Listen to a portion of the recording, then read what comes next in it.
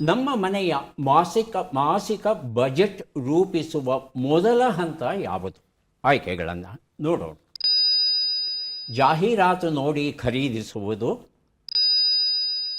ಆದಾಯ ಖರ್ಚನ್ನು ಬರೆಯುವುದು, ಅಂತರ್ಜಾಲದಲ್ಲಿ ಮಾತ್ರ ಖರೀದಿಸುವುದು. ಮೊದಲನೆಯದಾಗಿ ಬಜರ್ ಒತ್ತಿದ್ದಾರೆ ಶ್ರೀವತ್ಸ, ಎರಡನೆಯದಾಗಿ ಅಕ್ಕ ಮಹಾದೇವಿ ಅವರು. ಆಯ್ಕೆ 4 ನೋಡೋಕೆ ಮೊದಲು ತಮ್ಮ ಉತ್ತರ ಕೇಳೋಣ. ಮೊದಲಿಗೆ ಶ್ರೀವತ್ಸ. ಆಪ್ಷನ್ 2 ಆದಾಯ ಖರ್ಚು ಬರೆಯುವುದು. ತಮ್ಮ ಉತ್ತರ ಅಕ್ಕ ಮಹಾದೇವಿ. ಅದೇ ಎರಡೇ ತಮ್ಮದು, ಅದೇ ಉತ್ತರ ಅಂತ ಹೇಳ್ತಾ ಇದ್ದೀರಿ. ಆಯ್ಕೆ 4 ನೋಡೋಣ. ಅರ್ಧ ಸಂಬಳವನ್ನು ಹೂಡುವುದು. 4 ಆಯ್ಕೆಗಳಾಗಿವೆ.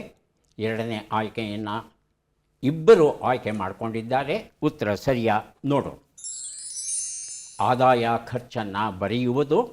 ಸರಿ ಉತ್ತರವನ್ನು ಶ್ರೀವತ್ಸ ಹಾಗೂ ಅಕ್ಕ ಮಹಾದೇವಿ ಇಬ್ಬರೂ ಕೊಟ್ಟಿರೋ ಕಾರಣ ಒಬ್ಬರಿಗೆ ಪಾದಗಟ್ಟಿ, ಇನ್ನೊಬ್ಬರಿಗೆ ರಂಗಸಂಕಥನ ಎನ್ನುವ ಪುಸ್ತಕ, 2 ಪುಸ್ತಕಗಳನ್ನು ಕೊಟ್ಟಿದ್ದೇವೆ.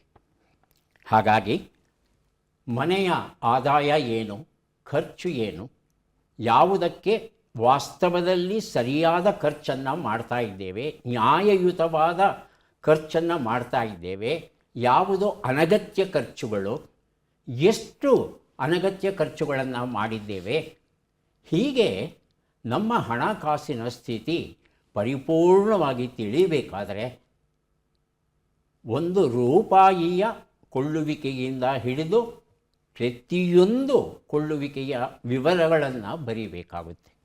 ಒಂದು ಕಡೆ ಬರೆದಿಟ್ಟರೆ ಆತ್ಮಾವಲೋಕನ ಮಾಡಿಕೊಳ್ಳಿಕ್ಕೆ ಬಹಳ ಸಹಾಯ ಆಗುತ್ತೆ. ಈ ಒಂದು ಕೆಲಸವನ್ನು ನಾವೆಲ್ಲ ಮಾಡೋಣ.